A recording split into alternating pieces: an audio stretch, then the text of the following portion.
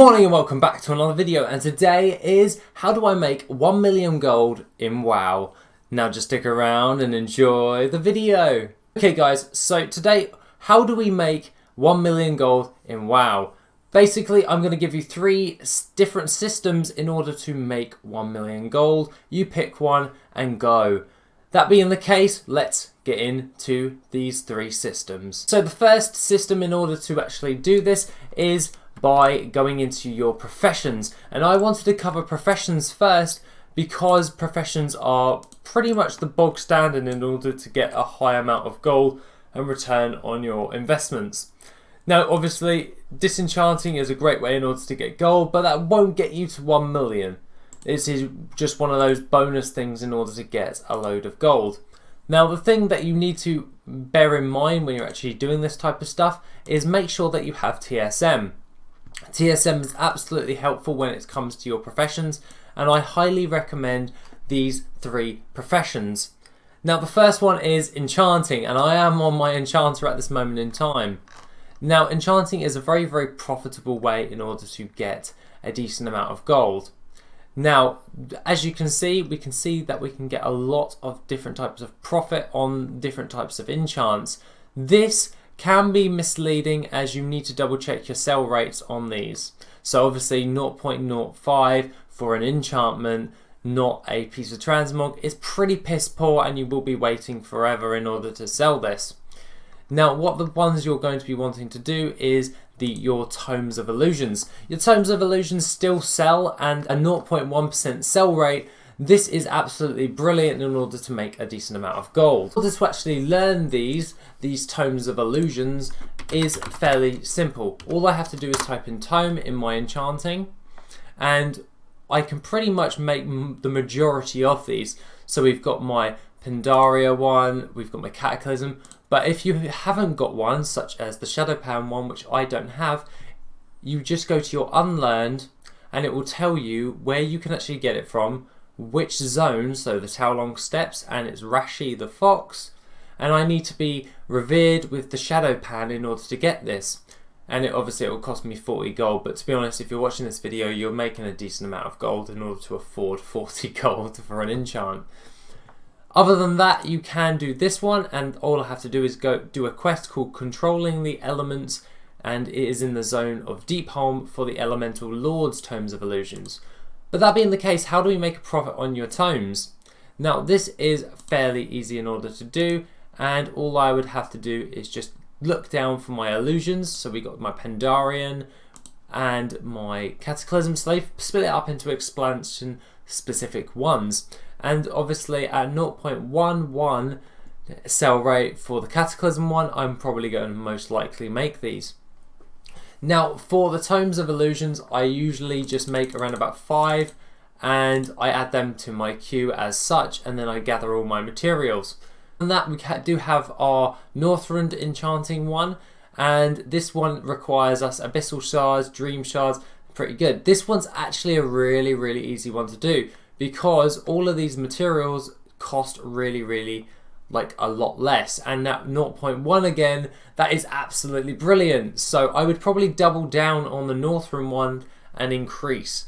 But not only that, when it comes to enchants in general, I would recommend focusing on other things such as your Elemental Force enchant. Now this can be bought with Mysterious Essence, and Mysterious Essence can be bought off the auction house for about 3 gold, and all I would have to do is get my Elemental Force enchant, and I then can sell it for about 1,000 gold on average. And to put it onto the piece of paper thing that we buy from our enchanting trainers, I actually have blanked what it is. You can make a lot of profit when it comes to these types of enchants. The other ones that I would recommend is by doing your enchants on your basic enchants for BFA. This one requires you to actually do different ones. So if you're in Unlearned, all you'd have to do is go Profession Trainer, Battle for Azeroth, Enchanting level 60 for Kilturus. So Kilturan Enchanting, and all I'd have to do then is do this. Remember, if you increase your ranks, you get different upgraded versions, and or you can basically get more for your buck and get more gold. So highly recommend ranking up all of your ranks in your enchanting. Obviously I don't have it on this character at this moment in time, but I was doing some farming with him, so I decided I'll cover him on that one. So basically all of these ones you must have, and then I would recommend that you sell the enchants for crafting, herbalism, mining, skinning and surveying. These ones are really cheap in order to make, and you can then make a decent amount of profit by selling mass amounts of these. Okay, so jewel crafting, why is it good? Why is it like pretty good? Basically you can make a lot of different things, and that is pretty much the same for every profession, so to speak, but this one's quite good. Mainly because you can make things such as the gems which people put in their gear.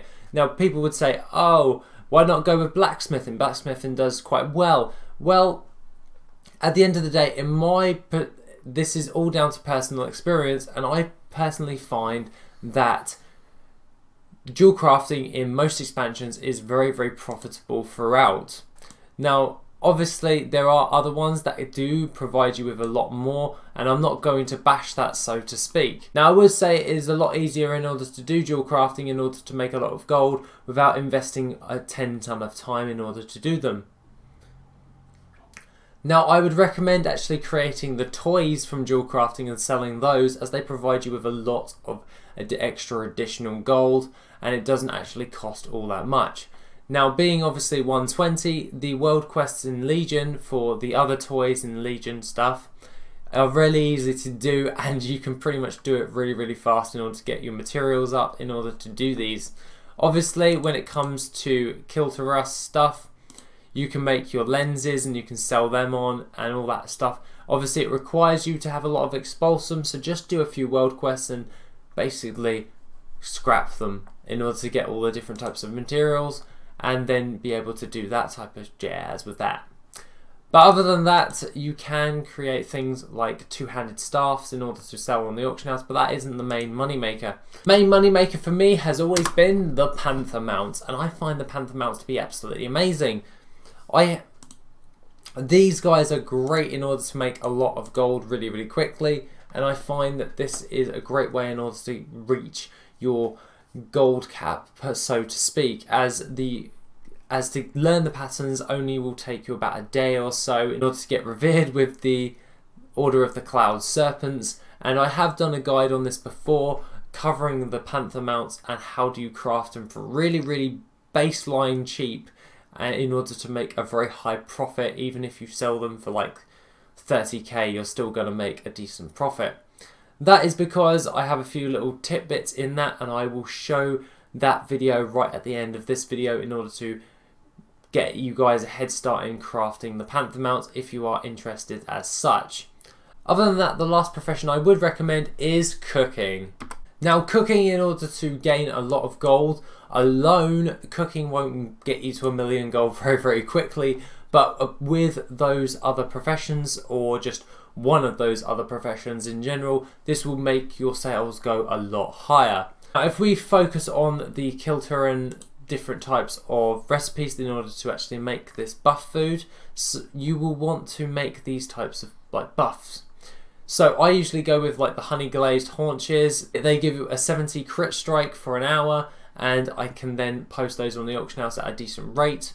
Obviously, if you do go up with your ranks, you will craft them for cheaper, so I would recommend that right there.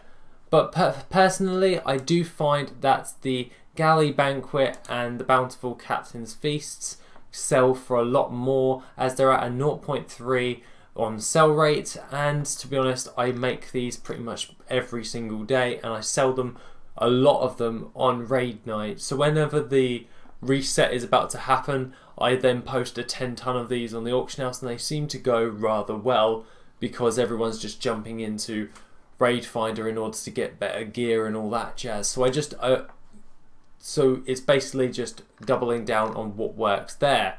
Obviously you can do the sanguinated feasts. I have not actually learnt this one yet, but I'm actually going to probably focus on that as soon as possible when I'm got a little bit of free time in order to do all that jazz. But other than that, cooking is a great way as long as you focus on your current content stuff when it comes to all that jazz. The only one that I would recommend other than that is and that would be the bear tartare. And that is mainly because of the buff food for gold farmers. We spend a decent amount of gold on that type of stuff, and you can make a lot of gold just by doing that. As now you're 120, you can also farm up the materials fairly effectively and make pretty much 100% profit on that.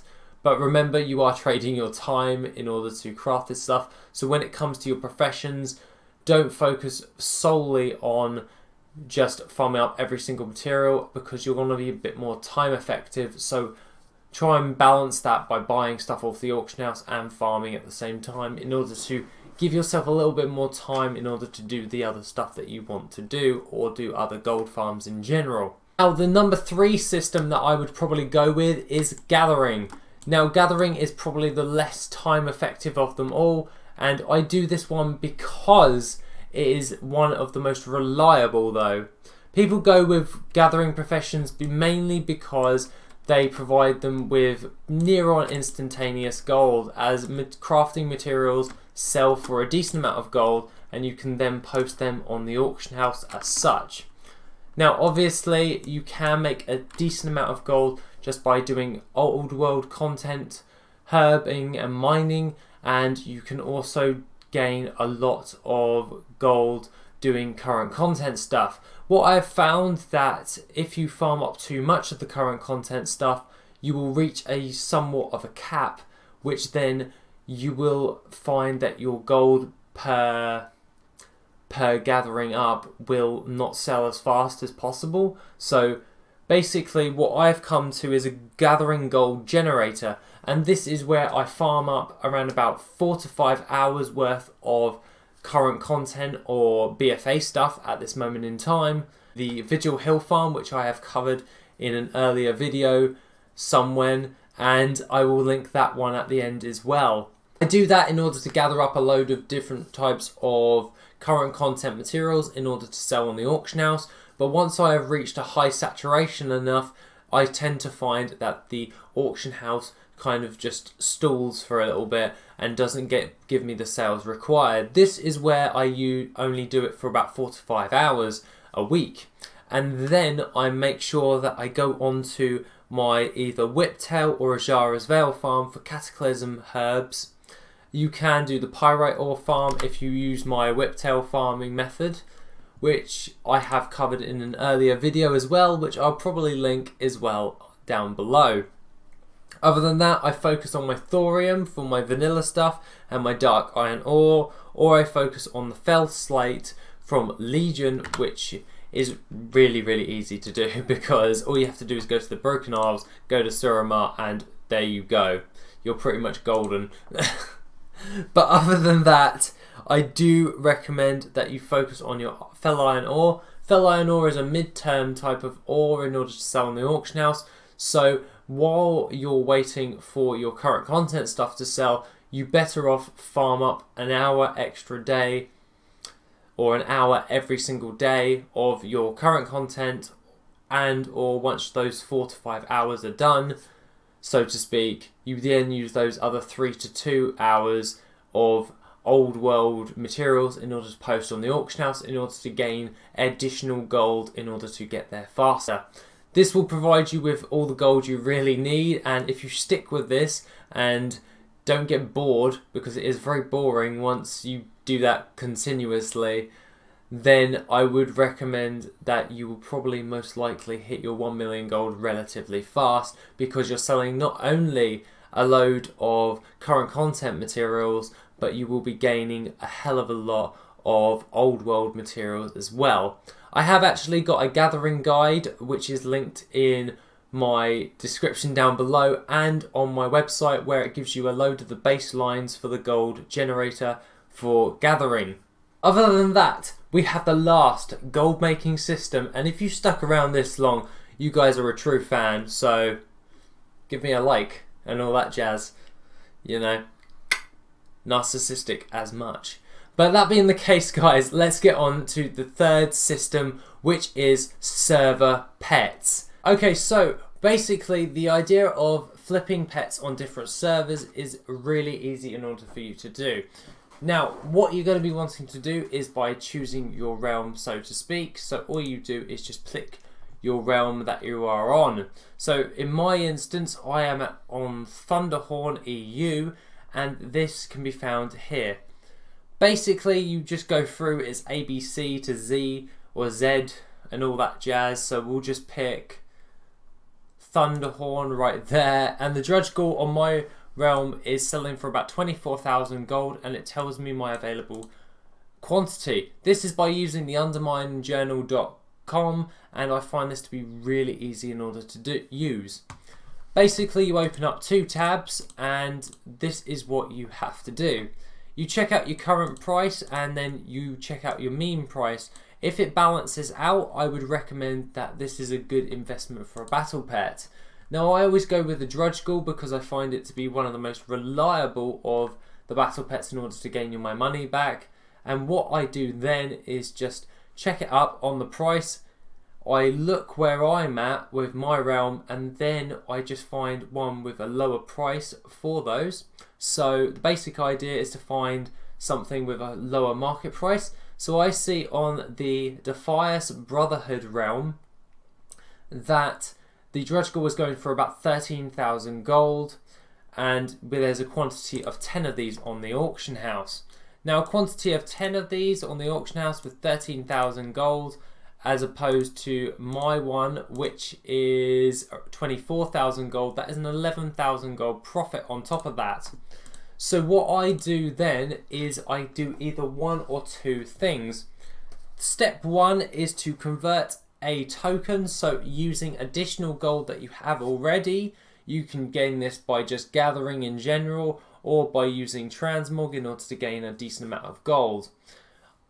This is by far one of the biggest investments you'll make as a gold making system, so this is why I left it as last on your realm. And basically, all you have to do is get yourself hold of a couple of tokens, and this will reduce the amount of gold that you're making. So basically on EU realms, it kind of fluctuates for your WoW tokens. So you've got to make sure that you're making over 50% markup on your battle pets that you're actually using, because you will be investing a decent amount of gold when doing this. So say the WoW token is going for 100,000 gold, you're going to need to invest 200,000 gold in order to get that gold onto those different types of servers. Now, this is really easy in order for you to do, and you just basically turn that into Battle.net balance, then buy a WoW token when you're on that other server, and then you'll have your gold on your character. The next step in order to actually do this would be either you buying a TCG pet on your own personal realm, and then just going into your pet journal and selling it on the realm you're trying to buy your Drudge Ghouls or your Spirit Data hatchlings and all that type of stuff. Basically, you want to sell that TCG item because the TCG pets hold their value very, very well, and you can mainly get your gold back from doing this. So as opposed to losing gold with doing the WoW token one and having to get upwards of around about over 50% profit when you're actually buying these pets, you can then use the TCG pet and just gain a bigger profit in the long run. You just take a bit of time in order to sell the TCG pet before you actually can invest that into the other pets you are trying to buy. This system is widely done across multiple realms, and what you're going to be wanting to do is gain gold on those realms, and I find that the TCG pets from your personal realm that you're using, so your main realm, is a lot easier to do. It just takes a little bit more time and patience. So if you've got time and patience on your side, you'll be able to do this. What you'll be wanting to do then is just by buying out those pets that you want, make a list of all the ones that can give you a higher return on another realm, and basically using that gold from your TCG pet or your WoW token in order to buy out a load of these pets, save them to your pet journal, go back to your main realm, and then sell them on your main realm for a profit, and vice versa. You can use that, and then you can keep the profit and then reinvest your gold in order to get another TCG pet and do the same thing again and again and again. This is the baseline idea of this flip, and I do this actually quite regularly, and I use mostly Russian and French servers, as I find that the gold prices of battle pets are substantially lower on those types of realms as opposed to my English Thunderhorn realm, which then I can gain a lot more gold in the long run. Other than that, I would recommend that you create a variety of different types of battle pets, such as you don't want to buy like 20 bloody Drudge Ghouls and then you're only selling one thing at a time of one thing. So try and vary it up with either like Spirit Darter Hatchlings, Emerald Whelplings, Azure Whelplings. They all come up, and there are higher quantities on those types of realms where you can trade over TCG pets, sell them on there because they're always in demand and they have a hold their steady price. And then use that gold in order to buy the lower priced ones and then transfer them from your pet battle journal. So then all I'd have to do then is come back onto my main realm and just put it in a cage, as this is cross realm battle pets, so that's how you can make your gold and save yourself a lot of gold as opposed to doing the WoW token flip in order to get gold on another realm. I find this to be one of the most easiest ways to make gold, but it just takes a lot of time in order to set up. Definitely well worth it when you have it all set up in the long run as opposed to the short term. So that being the case, guys, what did you think on how to make 1 million gold in WoW? Has these systems been any little bit of help with you guys? And please tell me what you think down below, or if you have any burning questions that you want me to answer, I will be more than happy to answer them for you. Other than that, guys, have a lovely rest of the day, and I shall see you in the next video on Wednesday. Bye bye.